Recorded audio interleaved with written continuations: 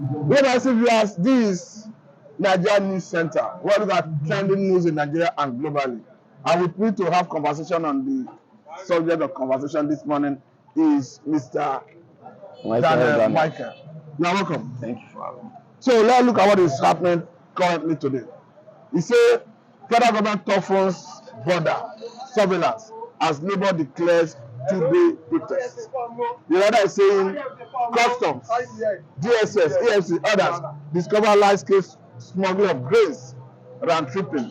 The second order is saying NLC begins nationwide protest February 27 over economic crisis, insecurity. But let me start by asking you this question. You understand that federal government always want to use the police and national industrial code to disrupt or to stop protests, or rather industrial action as the case may be. Our father have come out clearly to say that protest is not a crime, you cannot criminalize it. And secondly, you have said that protest is not treasonable, is not a treasonable offence. And this is a renowned legal luminary in Nigeria. And he now double as the NLC, Organized Labour lawyer. Now that Labour is threatening to back on strike and protest, do you think having Falana as a lawyer is an advantage? Yeah, thank you once again for having me. Having Falana, Chief Falana SAN as the lawyer for the labor movement of our country, I think it's a plus for that organization.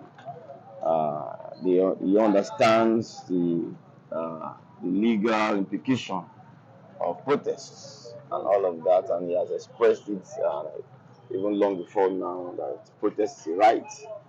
People must be allowed to express their displeasure over any policy of government and that they feel is inimical to their well-being and all of that. So, but what we have seen over the years is that the government always see protesters as enemy of the state. And as a result of that, they deploy security agents to either try to stop the protests or make arrests and all of that. The last protest that was held even in our country, if you remember, the NLC president was physically attacked. Okay, you are talking about Imo protests. Yes. Where he was brutalized. Where exactly when Ajuri was brutalized. That was exactly what I was referring to. So the NLC president was physically assaulted and all of that in the full glare of the police. As a matter of fact, he alleged and accused the police frontally that they are involved in the attack and all that. So that is what we have always seen. But I say I've always take this position that you are not to stop a protest. Your job as security agents is to give cover to the protest as we see it in developed countries. You are there to ensure that the protest is not hijacked by hoodlums. You are there to ensure that in spite of the protest, law and order is still being maintained and all of that. So that is my immediate reaction to that piece of news. Let us look at this rider together that is saying it's a customs, DSS, EFCC, others discover large-scale smuggling of grains round tripping. The question here is, we are talking about food inflation, and the government at the point was saying any store that you see that is hoarding food, they want to break into the store and make it available to the public. And we understand that demand and supply is a natural phenomenon that faces price. If you have shortage of grain, is it not normal that you should allow importation of grain rather than stopping it and people are resorting to smuggling of it? Yeah. Don't you think the government should give attention to allow grains to come in legally? Yes, that is what I expect any reasonable government to be doing at this time, to allow importation of grain, as you have said, for a period of time. It's not supposed to be an endless procedure. Much as I agree with the fact that we need to protect local producers, those that are producing, within the country and all of that, so that their investment is not wasted as a result of flooding the market with imported grains. we should, since the producers are not meeting up with the demands at the moment, from what we have seen, it's only normal for that product to be allowed to come into the borders for a period of time to in order to bring down the price. When it is available, the price will not naturally come down as against what we are seeing at the moment. From what we know, a bag of rice is already going for about 70,000 naira from what we know. I mean, there is no way people want to. The purchasing power of people will be able to accommodate such increases, and I think government should look into this direction. Mr. Dada, thank you very much. But before I let you go, help us look into a news headline, not on this point, anyway, that is saying governors are mismanaging enhanced allocation. We understand that as a result of a subsidy removal of gasoline, it means more money to federal, state, and local government. Because at the end of every month, the state governors, through their respective accountant generals of the state, go to Abuja to share whatever the federal government is declaring through FAC. So, how do we get here and how do we get out of this? If state governors are getting more money and it's not reflecting in the life of Nigerians. It is very sad that when this administration came on board and on the very first day of inauguration, the subsidy was taken out, as we all know, without putting proper structures in place to ensure that Nigerians don't bear the brunt of that decision. Some of us felt that was a wrong decision. But government came up with the excuse that, more money for government. They promised a lot of things, CNG buses, palliatives will be given to Nigerians and all of that. But 8 months down the line, we are yet to see some of those things that were promised. States are getting more allocation from the federal government, which is not reflecting in their various states, neither is it reflecting in the lives of the people they are overseeing. And I think what we have seen so far is sheer mismanagement of these funds, in spite of the fact that it has gone up, it has been increased from what they used to get. I believe it's been mismanaged. I believe the people do not matter in their equation, and I think it is a very, very sad development. Then finally, you just mentioned an interesting part where you talk about federal government proposed CNG, and that was not the only promise federal government made. At the point, they said they were going to give 8,000 to the vulnerable. Then when there was outcry against it that it was not inadequate, they said they were going to review it. And as at the last count, we didn't hear anything from them. Does it mean federal government have abandoned all their promises in that regard? I doubt if they even remember they made any promise. That is serious. I'm beginning to doubt if they say things, and before you know it, there will be outright silence over so that is not good for government. Government is an entrustment. People should be able to trust you by your word, take you by your word that the government has spoken, government has said this, and they are already expectant. How do you explain that you roll out some of the things that you're going to do as a result of this untold hardship that you have brought on the people due to the removal of the subsidy, and yet 8 months down the line, people are yet to feel the impact of the more money that you claim you're going to save as a result of that removal. This silence is becoming too loud for Nigerians, and I think it is very, very unfortunate. Thank you very much for your time. Many thanks, my brother. Thank you very much, sir. Thank you.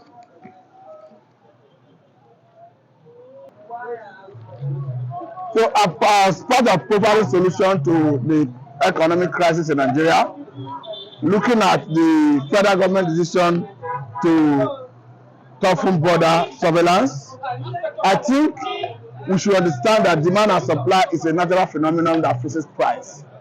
And we should equally understand that the food inflation we are witnessing in Nigeria is not a function of scarcity of food. It's a function of price escalating. And that what the government needs to do at this point is to address the root cause of escalation of food prices. And I think it has to do with the exchange rates, because we are an import-dependent economy. Anything that is imported must leverage on forex, on dollar, and to that extent, the price of any imported goods must increase. And even when you look at areas where goods are not imported, where they are being produced in Nigeria, you understand that those producers equally patronize imported goods, and they buy at exorbitant price, the new escalating prices. As such, they have no option rather than to go back and increase the price of whatever they produce. So it all goes back to the exchange rate. So the government, as a matter of urgency, need to go back and review that policy if we must see an end to this crisis. I understand that the government have through CBN introduced a policy that has affected diaspora remittance, to the extent that they say if you are bringing dollar from abroad, in Nigeria, you are not going to get dollar from the counter to the banks. What you get is naira equivalent of whatever amount of naira that is being sent to you, and that has to do with the prevailing exchange rate at the official window. But let me quickly say that this is not equally having any matter, because we understand that if you look at diaspora remittance to Nigeria, to South Africa anyway, Nigeria accounts for over 38% of diaspora remittance to Africa. Like now, Labour is saying they want to go on strike, and Nigerians are complaining that there is hunger in the land, that they will solve the problem. Wow. But we have not seen any solution yet. Wow. So quickly, let us know your name. You are Mr. My name is Emeka Kinsley. Emeka Kinsley. Yes. So are you feeling the impact of hardship in Nigeria? Yes. I feel the impact is very, very crazy, which I don't know what is going on in the country, but the leaders have to do something faster, because how things is going nowadays is getting worse and crazy, which I know the only solution is for government to, go back and be able bring out a new strategy that will make the country better. What is your profession? My profession, mechanical engineering. Mechanical engineering. So Yeah. as a mechanical engineer, is this hardship affecting your profession? Yes, it's affecting my profession, because since I have graduated from school years back, I never get something tangible like the asset capital to establish myself based on the course I study. So I believe that this country has to be fixed in order so that whenever time you graduate, you have a job waiting for you, or a job opportunity that you can be able to create using your own impact and your own financial updates. But currently, what do you do for a living? Well, after mechanical engineering in school, I hereby, drive commute to meet up with my Okay, you are a taxi. taxi driver. Yeah. Okay. Now, looking at the current scenario, Yeah. is this hardship affecting your driving profession? Yes, it's affecting my driving profession based on the fuel rate, fuel increment, everything. So it's affecting them. No longer everybody, here come out to, some do trick. So I don't know. So it's very, very bad. Now, Labour is saying on 27, you want to move your car. Yes. Okay, move it first. Okay. So while he moves his car, let us continue in the conversation, because we are looking at the problem in Nigeria and we are looking at solution. The man who was speaking is a graduate of mechanical engineer, and he is currently a taxi driver trying to make ends meet. So you can understand that in Nigeria it's very difficult to get white-collar job even as a graduate. So you can see a whole mechanical engineer is now resorting to driving of a taxi to make ends meet. So, Mr. Danabi, Yeah, Mr. Emeka Kinsley. Mr. Mega Kesley, Yeah. let us conclude this conversation. Okay. Let us quickly look at Labour. Labour is saying we are going on strike on 27th of this month, and we are protesting. And they are asking government, give us 1 million minimum wage. Do you think that money is too much or is okay? 1 million minimum wage, well, is not much for government to afford because the country economy, if it's been like balancing something, it's good for them to provide that because it's not much. It's not much for them to provide what the labor is demanding. So I hereby urge the government to be able to do something faster because we Nigerians, we are getting it crazier every day. So they have to do something. Issue of light, we no longer have light in the night, mosquito heat, most especially the fuel rate and the food, everything is getting worse and crazy. Now, in your profession, government the other time promised that they were going to roll out vehicles that run on CNG, compressed natural gas, so that they can drive down the cost of fueling vehicles. If government is able to do that, will you want to take up a bus, maybe from government that is that has to do with that run on CNG, so that the cost of fueling your vehicle will reduce? Is this something you are looking forward to? Is this something you want to encourage? No, well, it's encouraging, but for me, I'm being like, see myself like a self-established. Okay, you are comfortable. Thank you very much. Okay. So, the man who is speaking is involved in taxi operation. So he's doing his job as a taxi operator. So this is Mr. Charles, a renowned political analyst who is here with us, who have been in Port Harcourt for some time, now is in Lagos. We are looking at hardship in Nigeria, and Port Harcourt is not left out in the whole issue. So how is life in Port Harcourt? Well, in Rivers State? well, we bless God, Mr. Matthew. But as long as this, we are almost in the same Nigeria, and I don't think there's no place that you find it very easy. It's almost the same thing everywhere. Just that sometimes when you decide to shift or you leave a particular your comfort zone, sometimes to another place, you find out that maybe the life might be somehow easier, maybe because of the people you have around there, or maybe because you have a lot of families around that particular place. But when you are talking about but when you are talking about the life is almost the same. The lifestyle is almost the same thing everywhere. There's nowhere you can go in and find it very easy now. People are really suffering in this country, honestly speaking. Then let us look at this thing together. Labour is threatening, they say 27th of this month, that is February, we are going to protest. And they're asking government, give us 1 million naira minimum wage. Do you think 1 million is too much for Labour? It's not too much. It's not too much considering the kind of money most of these politicians are squandering or lavishing in their. Do the president even earn as much as 1 million a month? The president? Yes. Is more than. The president is earning more than 1 million naira. Even I think during. As an official earning, his basic salary. It's more than. It's more than. It's actually more than compared to as in then what about the incentive that is actually. No, I'm not talking about the allowances and all that. I'm talking about his basic salary. His basic salary is more than 1 million naira. That's the president himself, somebody like Tinubu, right? Yes. His basic salary is more than 1 million naira. So what are you talking about? These people asking for 1 million naira is not much more higher than whatever the service they are rendering to the community or to the society.